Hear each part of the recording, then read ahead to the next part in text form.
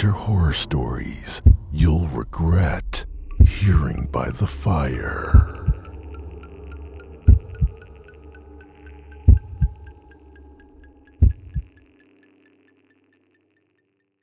The gift that came for me. It was just past 2 a.m. when I stumbled out of the bar, laughing with old friends from college, snow drifting down in lazy flakes, the street lamps glowing soft and yellow. I thought, this is winter break. Everything's normal. My coat was heavy, warm, and I hugged my arms tight against the cold. I remember the taste of cinnamon whiskey, the hum of music, and how easy it felt to wander home. The walk was short, maybe 5 minutes, through quiet streets. We lived in a safe neighborhood. My parents were out of town visiting friends until Monday. I didn't want to drive as I knew I would be drinking. I left a couple of my friends passed out at the bar, but everyone had arrangements to get home, and I was okay walking home alone. I was just happy to get some fresh air. The snow crunched under my boots. I shivered as I tugged the hood tighter. I finally got home. I pushed my key into the lock, but the door swung open before I got a hand around the handle. That's when I saw it. A small, unmarked box laying directly to the side of the door. I froze for half a second, then pushed the door fully open and scooped the box off the wood floor. It felt heavier than I expected. Cold tape, nondescript cardboard. I hadn't ordered anything on Amazon, but maybe I did. I do a lot of online shopping. I set it gently on the entry table. My breath puffed in the air, a soft cloud. I glanced at my phone. 2:07 a.m. Signal strength low. Battery under 10%. I weighed the box in my hands and with a shrug tore the tape. Inside, a photograph. Glossy, full size. Lights, laughter, shadows. The bar. Me and a handful of friends, but there was one stranger leaning in. A man I didn't recognize. He held his arm across the shoulder of a friend next to me. His face was partly out of frame, but I remember the angle. I remember laughing. That laugh was mine. I blinked. I didn't recall giving him my number. I didn't recall more than a few words. He offered me a drink, smiled. Maybe I said thanks. Maybe I even said hi. But that memory in the picture was a whisper in the back of my head, faint and fuzzy. I tucked the photo aside, heart pounding. The snow had finally stopped, but outside, it was eerily quiet. I moved to set the box down elsewhere, then paused. Footsteps, single file, one set, leading from the door to the driveway, into darkness, no prints returning. I stepped back. The hairs on the back of my neck stood up. My breath quickened. My phone buzzed. A notification. I ignored it. I tried to calm down. Maybe I was overreacting. Maybe I was still buzzed, but I made sure to sober up before I left the bar. Maybe it was a stupid prank, I told myself. Maybe someone's screwing with me. I grabbed a jacket from the hanger. I considered driving somewhere to clear my mind, but by morning, the roads would be slick. Before I even convinced myself, I closed the front door. I made sure to lock it tight. I clicked the deadbolt. Then I heard it for sure this time. Loud footsteps again, out in the snow. Slow crunches coming closer. My heart hammered. I pressed my back against the wall behind the door, trying to breathe silently. It ended after 3 slow steps. Stopped, just like that. Then nothing. Silence. I waited for minutes before I even dared to stand up. I picked up the photo, looked again. The stranger. A new angle. I snapped another photo of the photo with my phone. My battery died immediately, and it was at 10%. I knew that for a fact. Now, nothing. The screen flickered out. At sunrise, I packed a bag. I didn't sleep at all for those few hours until I saw the sun. I left the photo in the box behind on the table. My car sputtered to life. Snow clung to the windshield. I glanced at the rearview mirror. The house stood dim, silent, empty. I drove, headlights cutting through drifting snow, my knuckles white on the steering wheel. Till this day, I still don't know who sent the box. I don't know how he got the photo. I don't know if he's still there.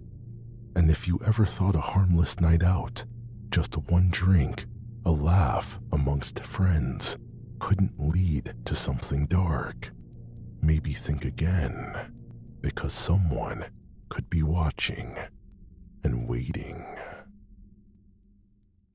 Powder and panic.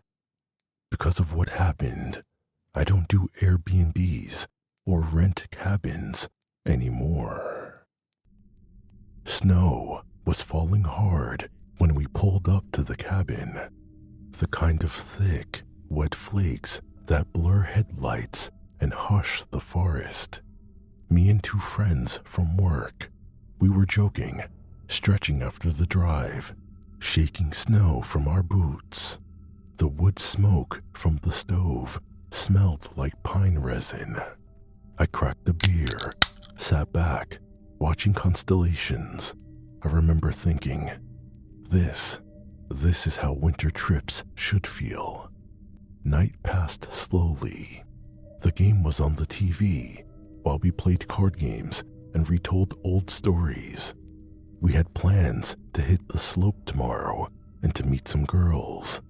Tonight was a laid-back night. I stretched my stiff shoulders and realized I forgot my gloves in the car. Not a big deal. I said, I'll be 5 minutes. I grabbed the flashlight by the door and stepped into the cold. Outside the cabin, the forest stood still, black trunks against white snow. My breath froze mid-air. I clicked the flashlight on. Light spliced through the trees. I took 10 steps. Then I saw footprints in the fresh snow. Single line, one set, leading away from the cabin. My heart dropped. Hello, I called, voice louder than I meant to. The echo stretched across pines. No answer, just snow drifting. I clicked off the flashlight. Darkness. I sensed something. A shape, a figure, far enough to blur, close enough to watch. It was still as a tree, just beyond the pool of light. My brain shouted, "Run." I turned.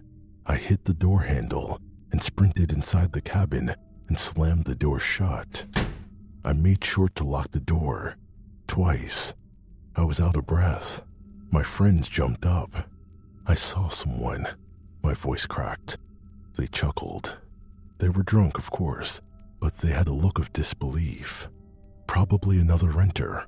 Relax, man, they said. They went back to drinking. I sat next to the window, tried to shake it off. Snow tapped softly against the glass. Later, the wind outside was howling. The stove sputtered. Sleep was difficult that night. I couldn't get what I saw out of my mind.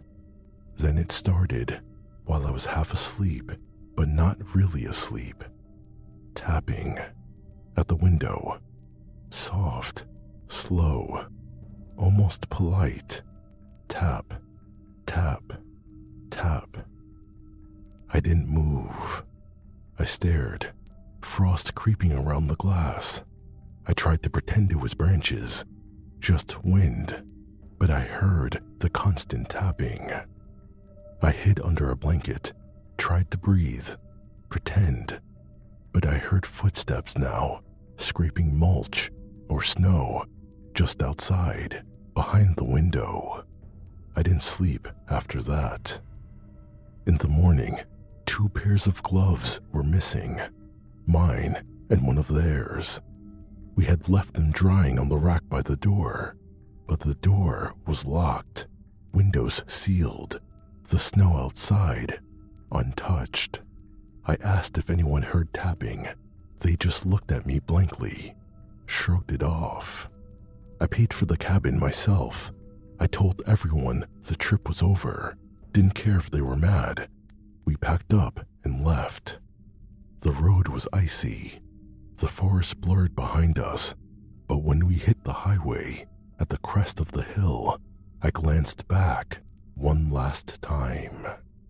The cabin looked different, still, shadowed. No smoke from the chimney, no sign we were ever there, just a dark shape fading into white. The ski trip was supposed to be fun, just a break, a laugh in the woods. Instead, it ended with footprints where they shouldn't have been, with tapping on the window no one else heard, with someone watching us from the trees, silent, patient, and never once speaking. I never went on another winter trip, because sometimes snow doesn't hide things. Sometimes it reveals them. I was in the Christmas market, but he was in every photo. I'll never forget this night. It's the reason I always look over my shoulder at holiday events.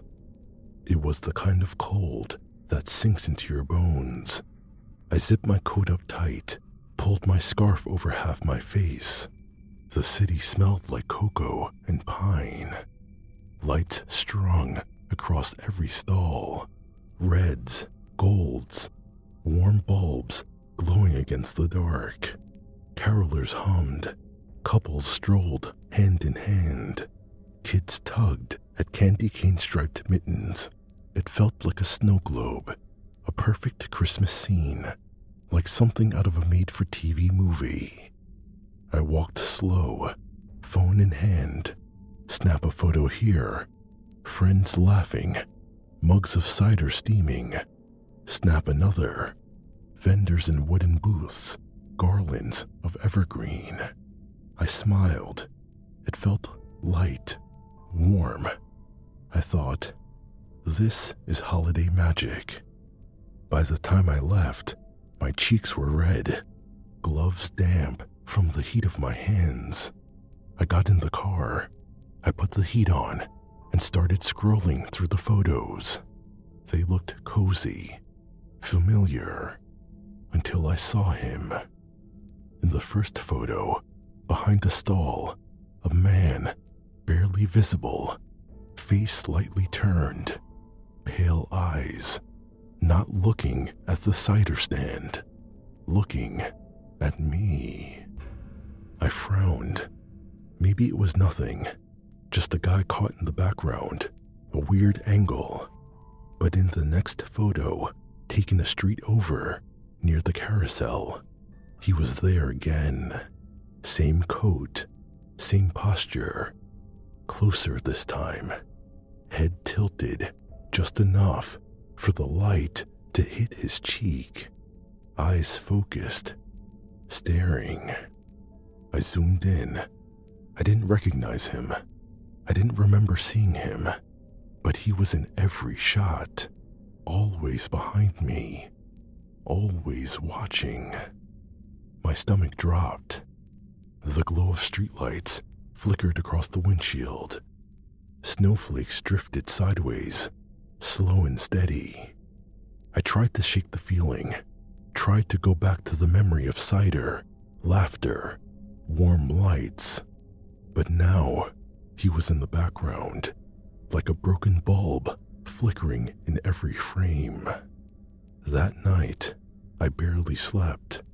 I drifted in and out, dreams of snow, of music, of winter markets, and him, pale face, that off smile, watching, silent. Then I heard it, a faint jingle, like sleigh bells. I sat up fast, heart racing. I scanned the room, shadows, corners, curtains still drawn. Nothing moved. But then I heard it again, soft bells, then silence. Morning finally came. Frost etched across the window. I stepped outside, pulling my coat tighter. That's when I saw them. Footprints. A narrow path in the snow, leading up the walk, right to my front door. Not wide, not deep, just enough to see. No prints leading away. I stood frozen, breath fogging in the cold air. The snow kept falling, slow, soft, heavy. I didn't tell anyone. I deleted the photos. That year, I stopped posting anything from the holidays. I skipped the markets. I let the season pass by without the lights, the cider, the traditions. Because every time I closed my eyes, I saw him. The stranger, the one in the background of every memory. His eyes, his stillness, not smiling for the camera, smiling at me. A silent watcher, a quiet threat, a reminder.